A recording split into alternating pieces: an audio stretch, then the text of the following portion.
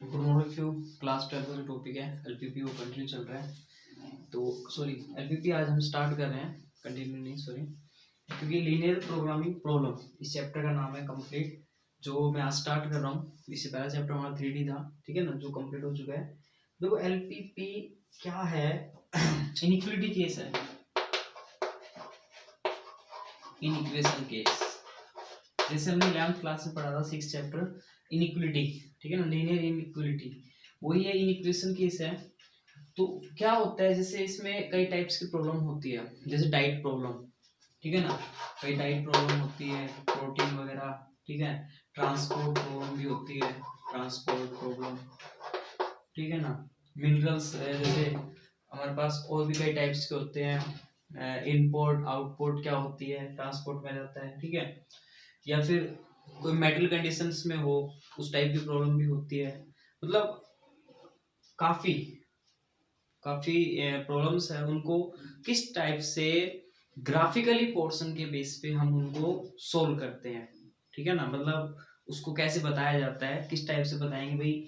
Diet problem चल रही है, जैसे 3 यूनिट्स प्रोटीन है, 4 यूनिट्स मिनरल्स है, ठीक है ना, 6 कार्बोहाइड्रेट्स है, इस टाइप से है। तो उसमें कितना मैक्सिमाइज होगा और कितना मिनिमाइज, मैक्सिमाइज और मिनिमाइज कंडीशंस को फॉलो करते हुए, मैक्सिमम और मिनिमम, ठीक है ना, इस कंडीशन को फॉलो करते हुए हम चेकआउट करते हैं कि भाई कितना इसमें मैक्सिमम है कंडीशन है और कितनी मिनिमम कंडीशन, ठीक है।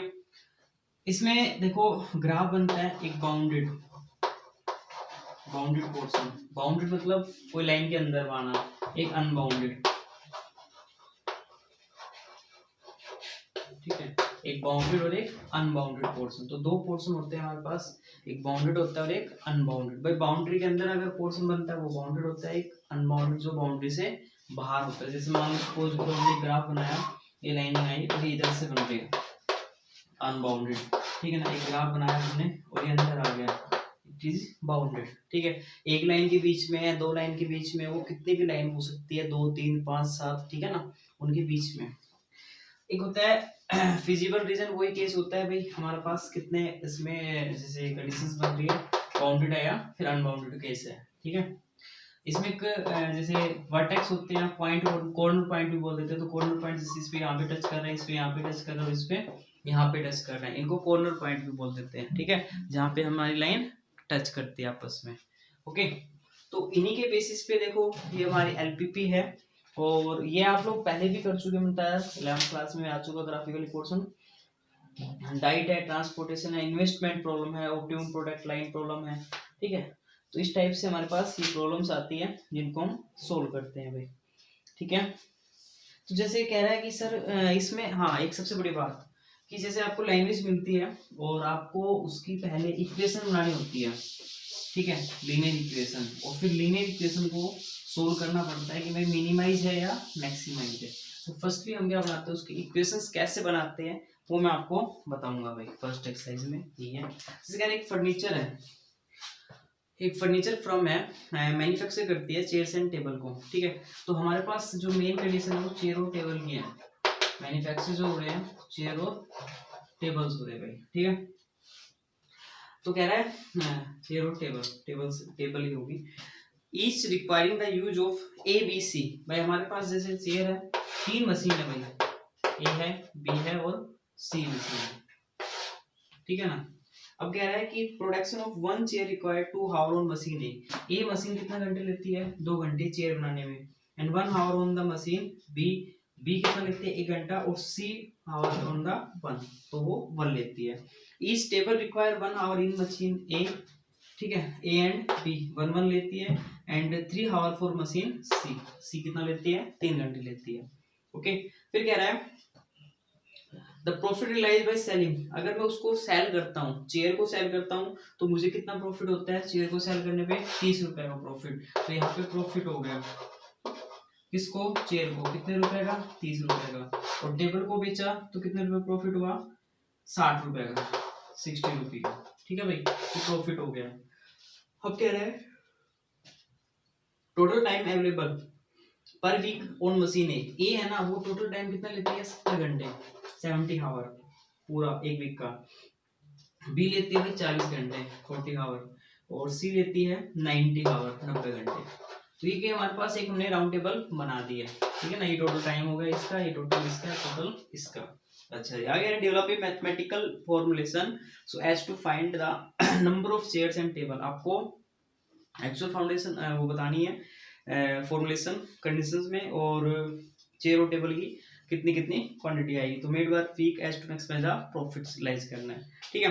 तो क्या रहे कि इसको हम इक्वेशंस में कैसे बनाएंगे। तो क्या बनता है देखो कंडीशंस भाई, हमारी फर्स्ट इक्वेशन है और मैक्सिमाइज पूछा जा रहा है। क्या पूछा जा रहा है, मैक्सिमम, ठीक है, मैक्सिमाइज है।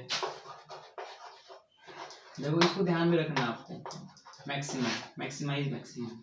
देखो हमने क्या किया, मान लिया लेट नंबर ऑफ चेयर को x मान लिया,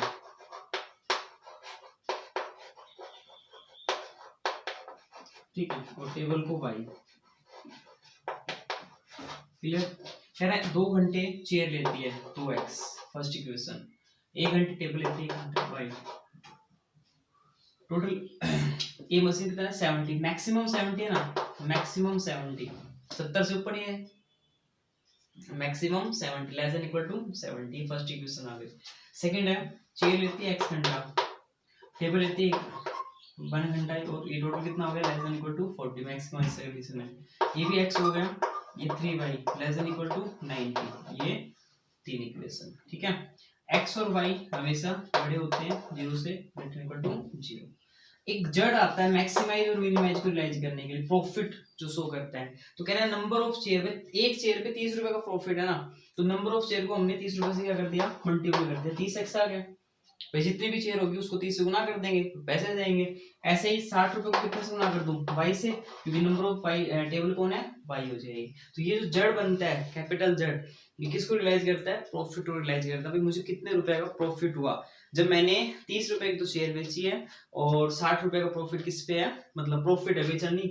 30 रुपए का प्रॉफिट तो मुझे शेयर के ऊपर है, और 60 रुपए का प्रॉफिट मुझे टेबल के ऊपर है। तो मेरे पास जितनी भी क्वांटिटी होगी चेयर और टेबल की, तो मैंने उसको दोनों को रुपए से क्या कर दिया, आपस में मल्टीपल कलेक्शन करने के लिए दोनों के बीच में क्या लगा दिया, प्लस लगा दिया, ताकि भाई मुझे इतने रुपए का टोटल प्रॉफिट हो जाएगा। तो मैक्सिमाइज प्रॉफिट पूछा है, तो मैक्सिमाइज प्रॉफिट जो भी इनकी कंडीशन आएगी एक्स और वाई की, जब हम सोल्व करेंगे यहाँ से इक्वेशन, तो एक्स वाई की वैल्यू जो भी बनेगी, तो वो वहां से हमें मैक्सिमम अधिक से अधिक कितना प्रॉफिट होगा वो हमें यहाँ पे शो करना होता है, ठीक है।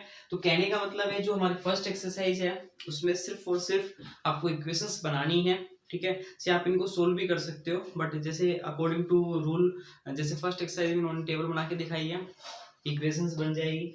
सेकंड में फिर बनी बनाई इक्वेशन उनको सोल्व करना सिखा रखा है, और जो थर्ड एक्सरसाइज है उसमें मिक्सअप है, मतलब कंप्लीट काम करना है आपको, खुद ही इक्वेशन बनानी है, देन आफ्टर उनके बाद उसको सोल्व करना है, ठीक है। तो एक तो ये हमारे पास इस टाइप से क्वेश्चन, देखो एक और करवाता हूँ मैं आपको, सिंपल ही है,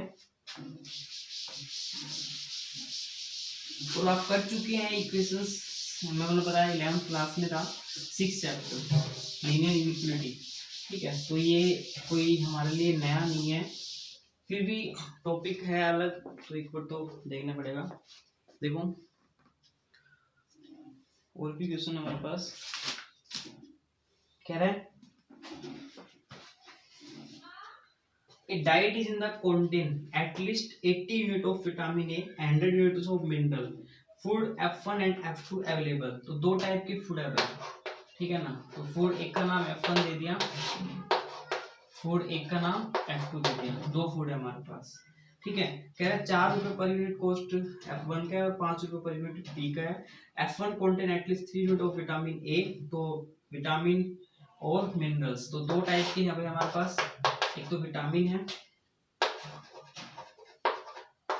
और एक मिनरल्स है, ठीक है। F1 में विटामिन कितना है 3, ठीक है, और F2 में है 6, कह रहा ना, देखो ये 6 विटामिन ए 3 मिनरल्स। ओहो, विटामिन कितना है, A unit food F2 at contain at least 6 unit of vitamin A and 3 units of minerals, 3 minerals है, और इसमें है भाई F1 में 3 विटामिन और 4 मिनरल्स है, ठीक है। टोटल कितने दे रखे हैं विटामिन, टोटल विटामिन है एटलीस्ट 80 यूनिट, टोटल 80 यूनिट्स है, और इसमें है भाई 100 मिनरल्स, टोटल 100 हो गए। ठीक है, कॉस्ट कितने रुपए का दे रखे हैं, 4 रुपए का F1 कॉस्ट है, 4 रुपए का, और ये है भाई 5 रुपए, ठीक है ना, पर यूनिट का कॉस्ट दे रखे हैं। अब कह रहा है कि formulate the problem as a linear programming problem so as to find the minimise cost बताना है आपको। क्या बताना है, मिनिमाइज कॉस्ट बताना है भाई। तो क्या कंडीशन बनेगी, वही सिंपल सा एट मान लेता हूँ इसको, हाँ फुट F1 x और F2 को y, ठीक है ना। तो क्या इक्वेशन बन जाएगी, 3x प्लस में 6y, ठीक है।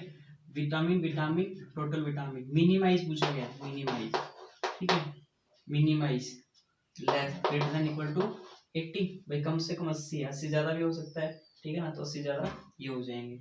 दूसरी इक्वेशन क्या बन जाएगी, 4x plus 3y equal to 100, क्योंकि ये भी मिनिमाइज है, ठीक है। x और y दोनों क्या होते हैं 0 से बड़े, तभी तो आपको x एक्सिस बनेगा, ठीक है। एक आ गया। अच्छा z मिनिमाइज प्रॉफिट निकालना है, कितने रुपए का कॉस्ट है, फोर्ड F1 का 4x हो गया, F2 का 5 हो जाएगा, ये क्या बन जाएगा, इसका z बन जाएगा, ठीक है। तो इस टाइप से आपको इनको इक्वेशन को बनाना है, ठीक है ना।